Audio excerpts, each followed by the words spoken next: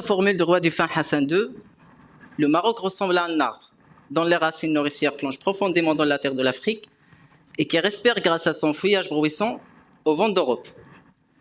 Le détroit de Gibraltar ne sépare que de 13 km l'Europe du Maroc. L'importance stratégique de ce dernier en termes de commerce et d'échanges internationaux a d'ailleurs été confirmée par l'histoire, ce qui désignait le Maroc comme un partenaire privilégié de l'Europe à l'aube même de la construction européenne.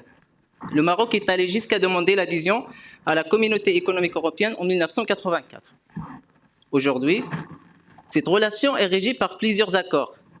De l'accord d'association signé en 1984 aux négociations qui existent aujourd'hui autour de la signature d'un accord de libre-échange complet et approfondi, le Maroc reste le meilleur exemple d'un pays tiers ayant des relations privilégiées avec l'Union européenne dans la région méditerranéenne. Ces accords visent comme principal objectif l'intégration économique.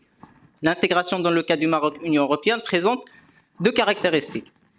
Elle est réciproque dans le sens où il vise à faciliter la libéralisation des échanges entre les deux parties, et il est unilatéral dans un autre sens, puisqu'il vise à favoriser l'intégration du Maroc au marché intérieur européen, et pourquoi pas à tout l'espace économique européen. Bien sûr, réussir cette intégration n'est pas une tâche facile, ça demande un vrai travail, notamment de la part du pays le moins développé dans cette relation, qui est le Maroc. Pour cela, les accords prévoient une série d'actions et des moyens qui, s'ils ne sont pas réalisés, feront de l'intégration une coquille vide. L'une des actions prévues par ces accords, l'action qui m'intéresse en tant que doctorant et qui fonde l'objet de ma thèse, est la convergence des droits.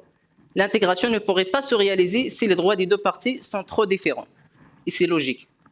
Un produit, par exemple, fabriqué ou produit au Maroc, ne pourrait pas franchir l'espace de l'Union européenne s'il ne répond pas aux normes prévues par le droit de l'Union européenne.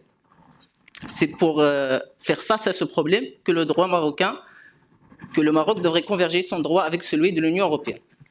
Cependant, cette convergence n'est pas bien clarifiée par les accords. Les accords parlent parfois de rapprochement des deux droits et parfois de la reprise telle quelle du droit européen par le droit marocain. Sans doute, ces deux notions ne présentent pas le même degré juridique d'intégration.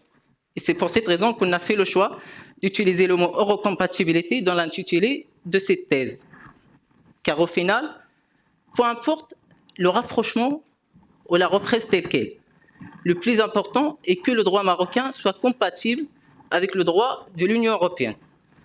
Ma thèse va prouver que le droit marocain devrait être compatible parfois, non seulement avec les règles prévues par les accords signés entre le Maroc et l'Union européenne, mais aussi avec le droit de l'Union européenne.